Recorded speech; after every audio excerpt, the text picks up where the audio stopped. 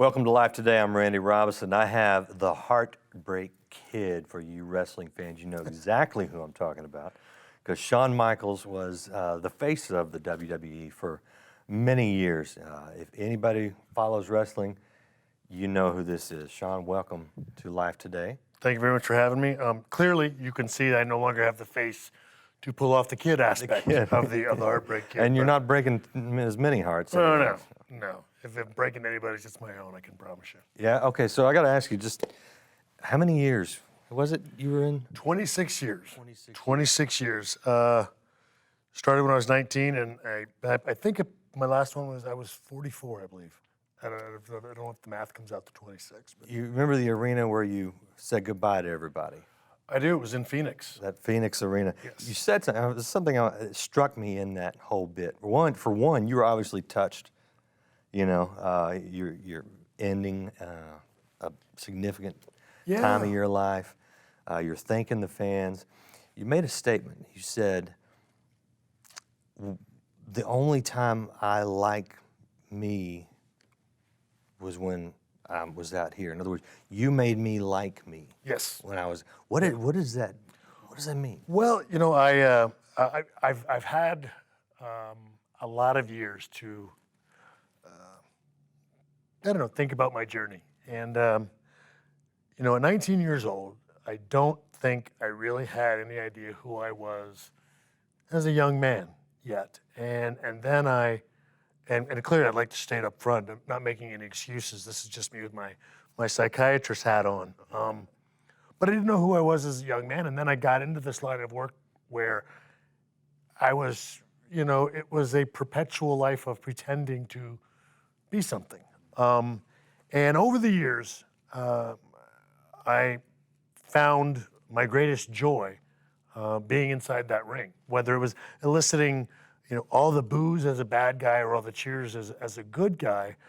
That was the one place where I could just sort of let loose and be whoever I wanted to be. I could go out there, and it's almost like a little boy never having to grow up and getting to play pretend his whole life. And it was wonderfully liberating and wonderfully free. And they always seemed to accept me for whoever I was. And I don't know, that was just so rare. And it wasn't until being saved in 2002 where I could finally balance that with something else, and something else, you know, obviously far more positive. But it being my last time to talk to those people, I wanted to let them know that for a long time, they were sort of a life raft to me. I shudder to think what would have happened to me if I didn't have that outlet. I mean, clearly, I still was sort of a train wreck waiting to happen anyway. But had I not had that time in the ring, I think it could have gotten a lot worse for me if I didn't have that outlet. Mm-hmm. Now that you're out of it and have been out of it for a few years, who are you now?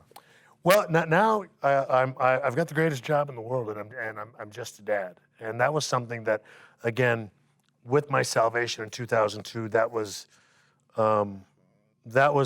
obviously for me the beginning and sort of the end of the journey. It was the end of the journey as far as me trying to figure out who I was. I was a husband and a father, and I came to know that those were the two greatest jobs I could ever have for the rest of my life, and I would find no other fulfillment as wonderful as that.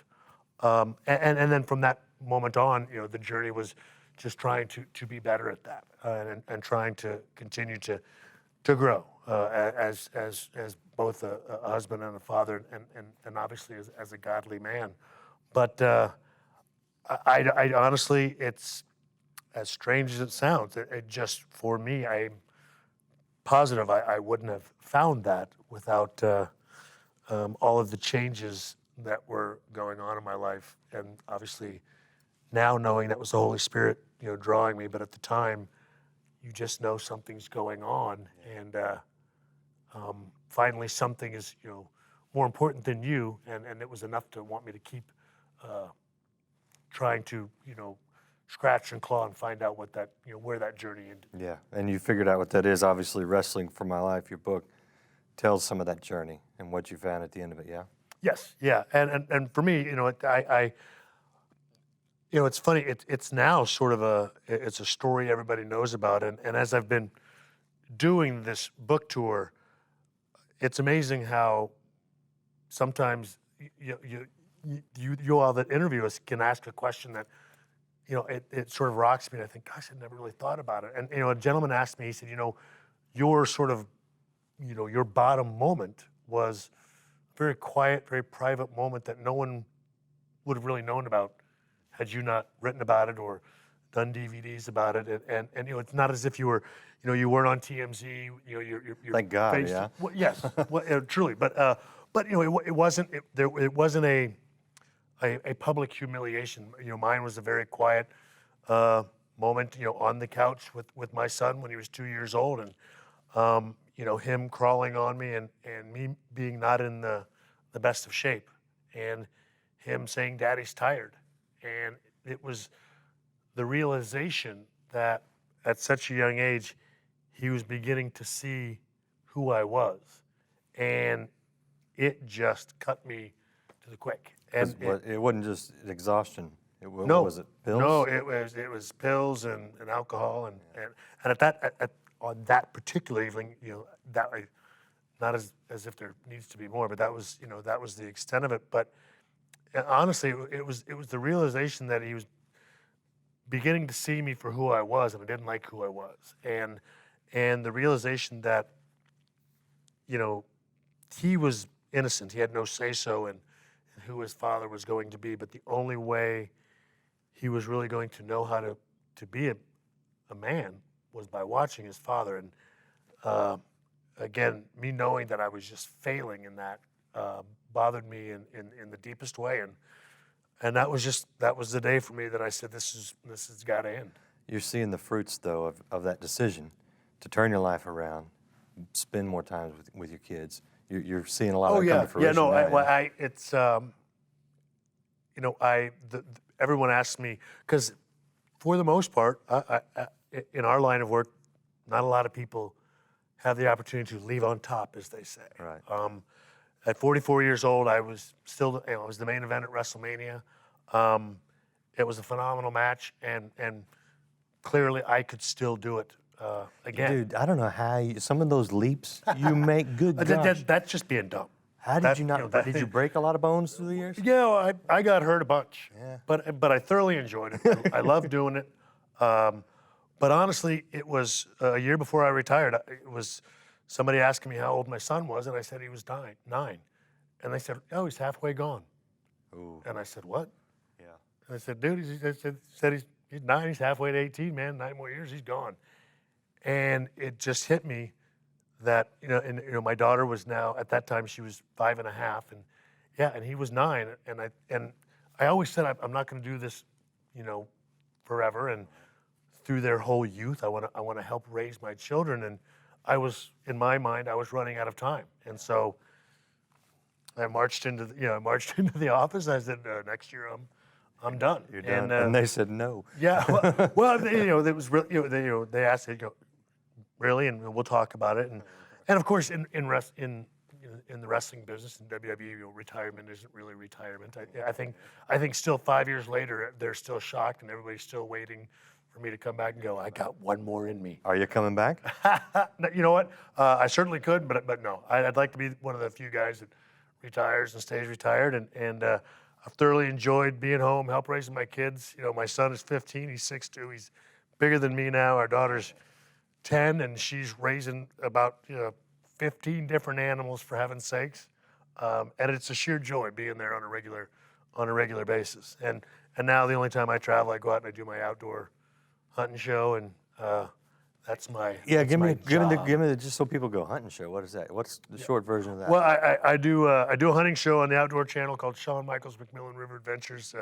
Keith, Mark, and I, he's the original McMillan River Adventures show host, and met him a couple years ago. And my retirement plan was to retire and do a hunting show, and that way you're you know, you're still on TV, and your job is now hunting, and that's just That's to me, got to be a dream job. well, I mean, other than wrestling, my brothers get very, very mad at me because I'm the baby of the family, and I've never had a real job. I've never had a real job. And in you've my been very life. successful at that. Well, I mean, it's a gift. I'm very thankful the good Lord has gifted me the ability to make a living without having to work a day in my life.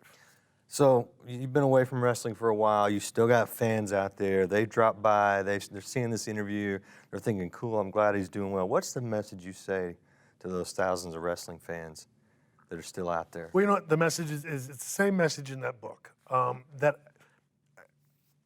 I'm just a guy telling a story. But the Lord intervened in my life and made a huge impact. And it was the result of me coming to a point in my life where I needed to look myself in the mirror and give myself a real self-evaluation. And was I fulfilling, you know, God's plan, or, you know, the plan? If you're somebody that doesn't want to say, "Oh, you know, I don't even want to talk about that God stuff," fine. What about being the man you're meant to be?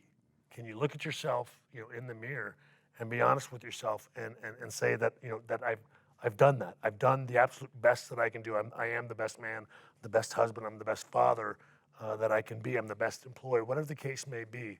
And I just want folks to take a moment and be honest with themselves and know that if, you know, if like me, you say, you know what, hey, I need to be better. My personal opinion is that it's Jesus Christ that'll get you there. But if it isn't, I would just say, give it some thought. And if you want to know about the real Shawn Michaels, pick up this book. If you're a fan of the Heartbreak Kid, you know, you'll find out who the man is. Wrestling for My Life, it's available online. Where can people follow you if they want to catch up Well, with you? I have to say I'm not a big website guy, but I'm pretty good on Twitter. So it's at Shawn Michaels. Facebook is the Shawn Michaels because somebody had the Shawn Michaels, so I had to put the Shawn Michaels. And then, of course, Shawn Michaels MRA Hunting on Facebook, and MRAHunting.com is our hunting show. So yeah, I got a couple of them out there. That'll work. Find him, pick up his book, and if you want to hear more from him, he is on Life Today with my parents, James and Betty Robison. You can see that at lifetoday.org. Thanks for being with us, man. Thank you very much.